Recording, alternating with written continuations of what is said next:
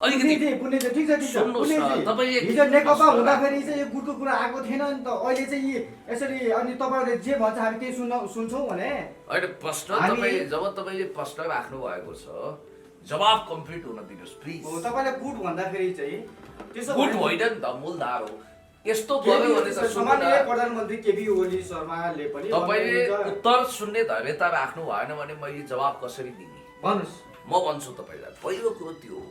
दोस्रो कुरो यहाँ कोही चरिनाङ्गो भएको छैन, कसैको पनि वस्त्र हरण भएको छैन र रामकुमारी झाँक्रीज्यूको सवालमा तपाईले 12 घण्टाको खच्याङ मच्याङ पछि रिहा भएको भन्नुभयो र त्यो निर्णय नलिएको भयो। मैले त सुनेको उहाँलाई अनावश्यक रूपमा उहाँले कुनै राज्य द्रोह पनि गर्नुभएको छैन। राष्ट्रपति आई एम द स्टेट भन्ने उही पनि होइन।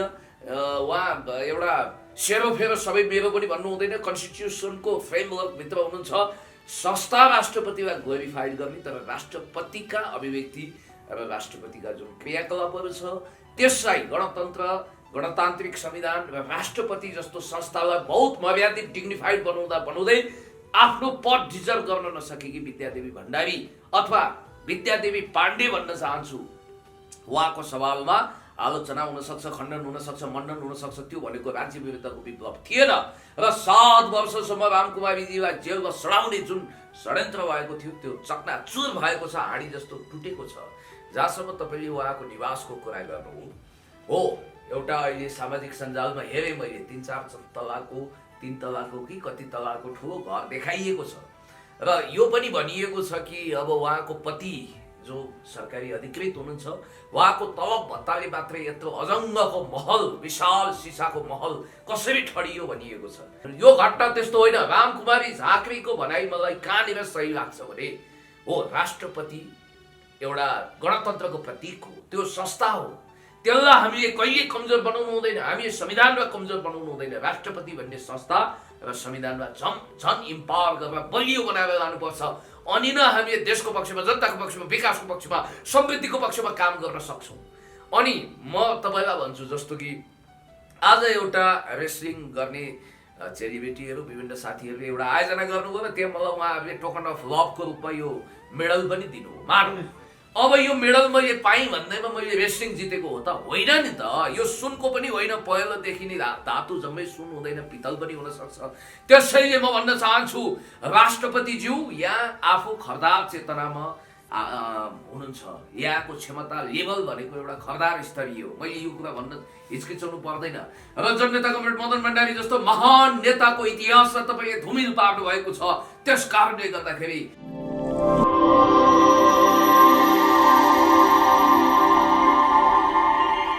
नमस्कार आदरणीय दर्शकवृन्द, आज पनि हामीसँग एकजना व्यक्तित्व आइसक्नु भएको छ।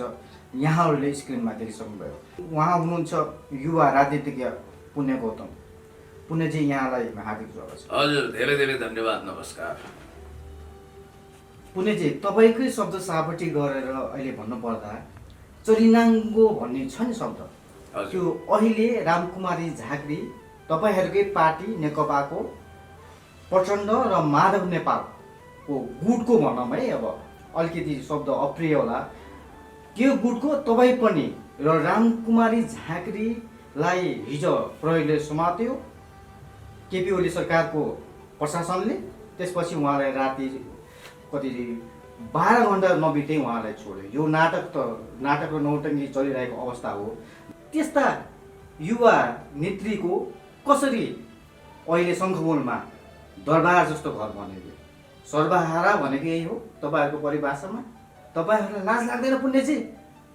के छ तपाईँको चाहिँ प्रतिक्रिया? पहिलो कुरो त तपाईँले अलि एक्साइटेड भएर विषयवस्तु राख्नु हो। म तपाईँलाई भन्न चाहन्छु, I would like to request you, please don't be emotional नहुनुहोस्, बी प्र्याक्टिकल। जब देशको कुरा आउँछ नि पुण्यजी, नाटक भन्दा पनि इमोसनल नै हुनुपर्छ। यदि हामीले देशलाई चाहिँ आफ्नो प्राण सम्झिन्छौँ भने यो देशसँग जोडिएको इमोसनल हुन्छ। Listen carefully. म तपाईँलाई के भन्दै थिएँ भने जस्तो पहिलो कुरो त तपाईँले प्रचण्ड माधव गुट भनेर पार्टीको ऐतिहासिक आन्दोलनको र एक हिसाबले भन्नुपर्दा हाम्रो पार्टीको नामकै एक प्रकारले इन्सल्ट गर्नु हो। हामी मूलधारको नेपाल कम्युनिस्ट पार्टी हुँ जसको नेतृत्व श्रद्धेय अध्यक्ष द्वय कमरेड माधव कुमार नेपाल र कमरेड प्रचण्डले गरिरहनु भएको छ। अलिकति सुन्नुहोस् न, तपाईँले हिजो नेकपा हुँदाखेरि चाहिँ यो गुटको कुरा आएको थिएन नि त, अहिले चाहिँ यी यसरी अनि तपाईँहरूले जे भन्छ हामी त्यही सुन्छौँ भने होइन। प्रश्न जब तपाईँले प्रश्न राख्नु भएको छ जवाफ कम्प्लिट हुन दिनुहोस् प्लिज। तपाईँले गुट भन्दाखेरि चाहिँ त्यसो गुट होइन नि त, मूलधार हो। यस्तो भयो भने त सम्माननीय प्रधानमन्त्री केपी ओली शर्माले पनि तपाईँले उत्तर सुन्ने धैर्यता राख्नु भएन भने मैले जवाफ कसरी दिने भन्नुहोस्। म भन्छु तपाईँलाई। पहिलो कुरो त्यो हो। दोस्रो कुरो यहाँ कोही चरिनाङ्गो भएको छैन, कसैको पनि वस्त्र हरण भएको छैन र रामकुमारी झाँक्रीज्यूको सवालमा तपाईँले 12 घण्टाको खच्याङ मच्याङ पछि रिहा भएको भन्नुभयो। त्यो कुनै नाटक थिएन। जनताको विशाल आन्दोलन, युवा विद्यार्थीहरू जब स्वस्फूर्तमा सडकमा आवाज बुलन्द गर्न थाले, जब एउटा गणतन्त्रको निम्ति लडिरहेको एउटा योद्धालाई तपाईँले करप्ट बनाउनुहुन्छ, अभिव्यक्ति स्वतन्त्रताको खिलाफमा तपाईँ जानुहुन्छ भने युवा विद्यार्थीहरूले आन्दोलनको आदि तुफान सृजना गर्ने भयो भनेरै राज्य सत्ता डरायो, आतंकित भयो र उसले तुरुन्तै 5 घण्टाभित्र रिहाई गर्ने एउटा निर्णय लियो र त्यो निर्णय नलिएको भयो। मैले त सुनेको उहाँलाई अनावश्यक रूपमा उहाँले कुनै राज्य द्रोह पनि गर्नुभएको छैन। राष्ट्रपति आई एम द स्टेट भन्ने उही पनि होइन। उहाँ एउटा सेरोफेरो सबै मेरो पनि भन्नु हुँदैन। कन्स्टिट्युसनको फ्रेमवर्कभित्र हुनुहुन्छ।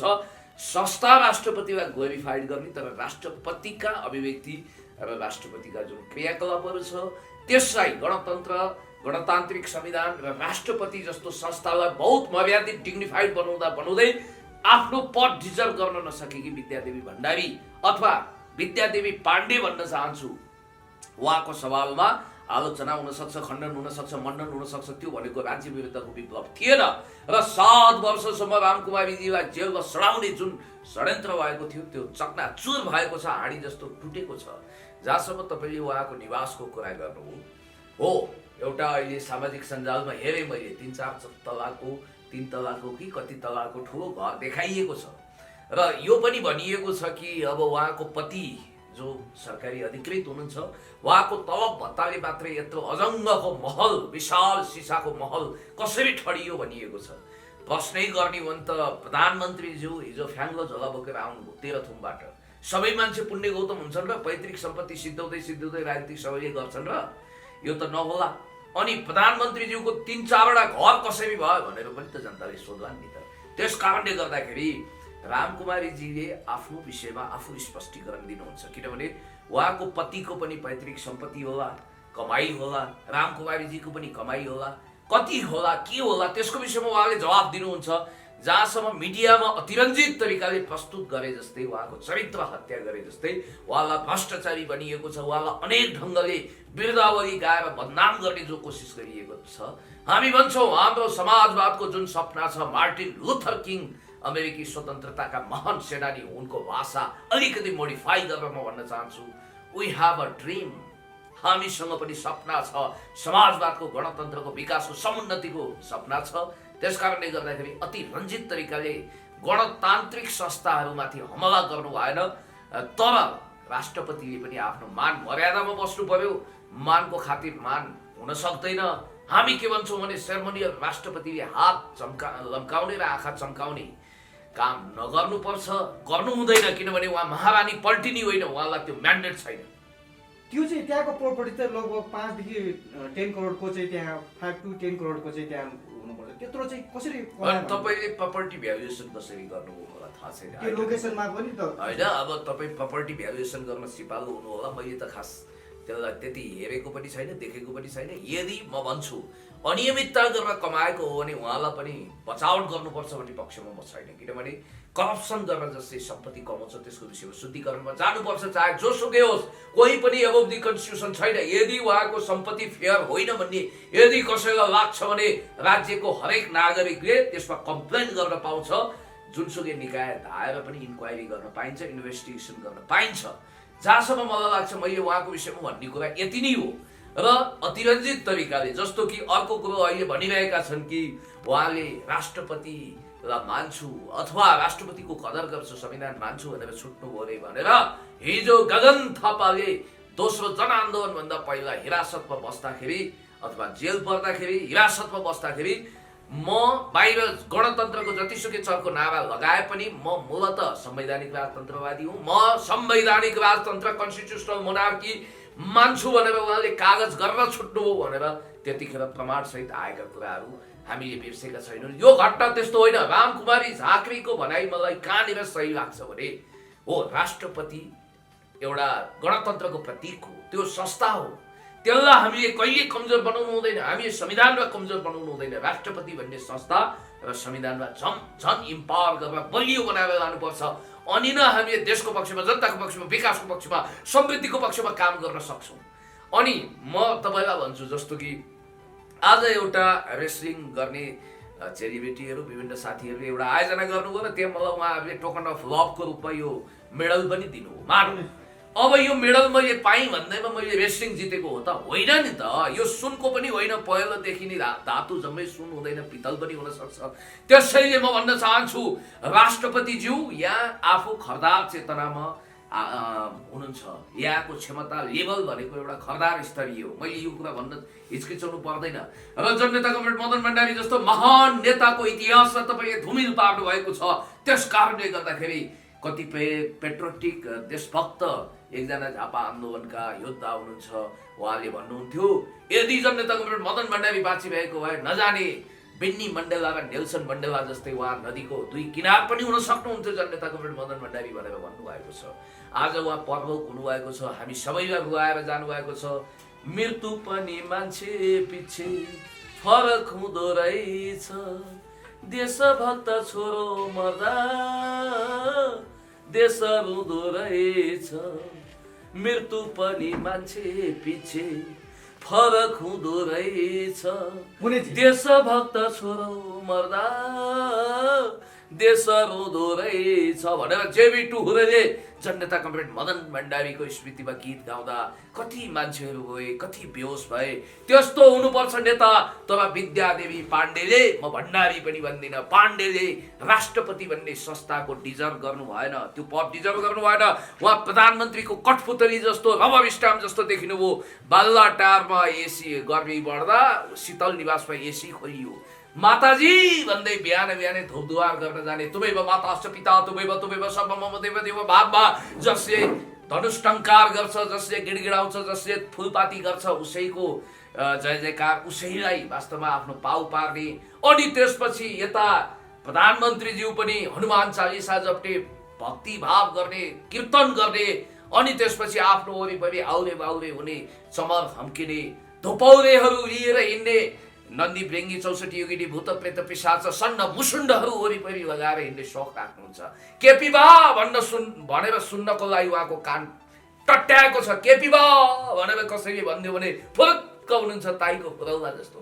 त्यस कारणले गर्दाखेरि म भन्न चाहन्छु, जो गुलाम अली बन्न सकेन, जो किस्मत अली भन्दा पनि याकत अली बन्न चाह्यो, अर्थात् आफ्नो कर्ममा विश्वास गर्यो, स्वाभिमानी छ, त्यो पुण्य गौतम जस्तै 441 केन्द्रीय कमिटी सदस्यमा मनोनित भएर पनि नाम काटिनु पर्ने अभिशप्ततामा बाँचेको छ।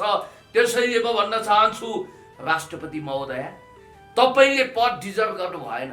तपाईँले आफ्नो भूमिकालाई निष्पक्ष र न्यायिक रूपमा सम्पादन गर्नु भएन। हेड अफ द स्टेट भनेको, त्यसको मर्यादा भनेको के तपाईँलाई थाहा भएन। कालो चस्मा ढल्काउनु भएको छ, पूर्व महारानी ऐश्वर्या जस्तै भाव भङ्गिमा हिँडिरहनु भएको छ।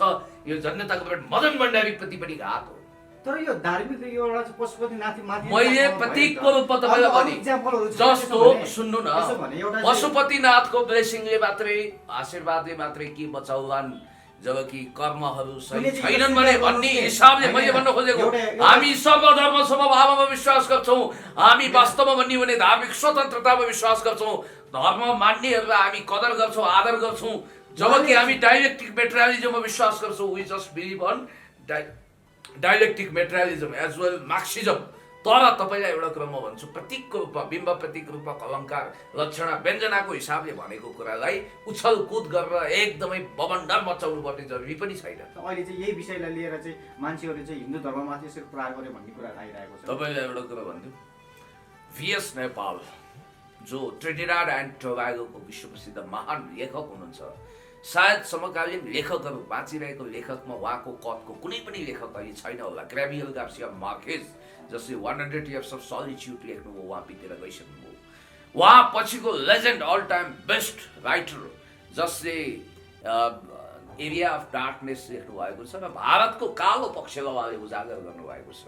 र तपाईँलाई एउटा कुरा भन्छु, जसले उहाँलाई नोबेल पुरस्कार पाइसकेपछि इन्डियनहरूले हाम्रो मुलुकको भनेर दाबी गरे, तर उहाँले त्यतिखेर त्यो फेयरवेल स्पिचमा के भन्नुभएको छ भने म भारतको होइन, मेरा पुर्खाहरू नेपालको पाल्पा जिल्लाबाट बनारसमा गए र त्यहाँबाट उखु खेती गर्नको निम्ति ट्रिनिडाड एन्ड टोबागो आए। मेरो पुर्खाले मेरो पितृभूमिको सम्मानको निम्ति, मातृभूमिको सम्मानको निम्ति नेपाल भन्ने टाइटल राखे। त्यो नेपाल भनेको नेपाललाई सम्मान गरेको हो भन्नु। तर खोइ हामीले त्यस्तो वीएस नेपाल जस्तो महान लेखकलाई, वीवीआईपी नोबेल लरिएटलाई यहाँ स्वागत गर्न सकेका। दुनिया में और भी गम है मोहब्बत के सिवाय भनेर फैज अहमद फैजले उही गजल लेख्नुभयो। यति कुरा मैले तपाईँलाई भनौँ कि वास्तवमा भन्यो भने राज्यको बिजनेस के हो, राज्यको काम के हो, गर्नुपर्ने कर्तव्य के हो, दायित्व के हो, कति काम गर्ने भन्ने कुरोमा कता कता हामी, कता झिली कता गाँठी भनेर अल्मलिरहेको स्थिति मैले देखिरहेको छु। त्यस कारणले गर्दाखेरि आज कामको एकातिर कुम्लोको टिभीतिर भने जस्तो अवस्था आइरहेको छ। अब हेर्नु होला, निर्वाचन आयोगले केही दिनभित्र वैशाखमा चुनाव हुँदैन भनेर एक ढङ्गको स्टेटमेन्ट दिनेछ। अनि कन्स्टिट्युसनल क्राइसिस आएन, अनि सङ्कटकाल लगाएर उही इन्दिरा गान्धी ढङ्गरङ्गै लडेकी थिइन्, इन्दिरा काङ्ग्रेस बनाइन् के, कतिले त्यसलाई इन्डिया काङ्ग्रेस पनि भने, तर काङ्ग्रेस आई भनेको काङ्ग्रेस इन्दिरा। तपाईले भन्दै गरेको यो कुराहरु त इम्याच्योर एउटा गभर्नमेन्टहरु भइरहेको अवस्था हो, इम्याच्योर भएको हुनाले खोइ गुड गभर्नेन्स खोइ जे पनि हुन सक्छ। र संवैधानिक राष्ट्रपति प्रतिको मेरो सम्मान हिजो आज र भोलि पनि उत्तिकै रहनेछ र सबै निकायले नेपालको संविधान तथा ऐनको परिपालना गर्नुपर्छ भन्ने मेरो जोड छ भनिसकेपछि उहाँलाई चाहिँ हत्कडी फुकाइएको कुरा आयो कि त ठिकै त भन्नु। उहाँले के भन्नुभएको छ भने कन्स्टिट्युसनल इन्स्टिट्युसनहरूमा हामी विश्वास गर्छौँ। उहाँले म गणतन्त्र मान्दिनँ, यसको बरखिलाफ छु, संविधान मान्दिनँ भनेको भए हामीले ठुलो आपत्ति गर्नु पर्थ्यो। उहाँले जे भन्नुभएको छ ठिकै भन्नुभएको छ, सन्तुलित अभिव्यक्ति दिनुभएको छ। जहाँसम्म व्यक्तिको अब उहाँ एउटा कुरा के हो भने बालकोट जानुस् भनेर उहाँले भनेको हुनाले आपत्ति भयो अरे। अनि म भन्न चाहन्छु कि त बालकोटमा केपी ओलीज्यूको मात्रै घर हुनु पर्यो, ताकि भनेको कुरा ठ्याक्कै त्यही होस् कि बालकोट भनेकै केपी ओलीज्यूको घरमा निवासमा जानुस् तपाईँ भनेर भनेको अर्थ लगाउनु पर्यो। म अहिले लोकन्थली जान्छु एकछिनको लागि, मैले भने के म लोकेन्द्र बहादुर चन्दजीको निवासमा जाने हो त? लोकन्थलीमा उहाँको बाहेक अरूको निवास छैन, हजारौँ घरहरू छ। बालकोट जानुस् भन्ने कुरालाई कानुनले हजार तरिकाले व्याख्या गर्न सक्छ, बुझ्नेले कसरी बुझ्ने, कुण्ड कुण्ड पानी मुन्ड मुन्ड बुद्धि भने जस्तो कि आज भनौँ न त्यहाँ यसो रेस्लिङको डेमो गर्दा मेरो टाक छोडियो। अब मैले चलाख भएर म अलिकति मोटाइ, त्यसकारण यो झ्याट्टै टाक लुज भएर चुडियो भनिदिनु।